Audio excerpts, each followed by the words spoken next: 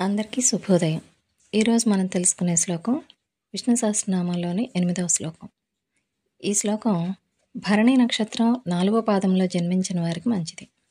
శ్లోకం: ఈశానః ప్రాణదః ప్రాణో జ్యేష్ఠః శ్రేష్ఠః ప్రజాపతిః హిరణ్యగర్భో భూగర్భో మాధవో మధుసూదనః.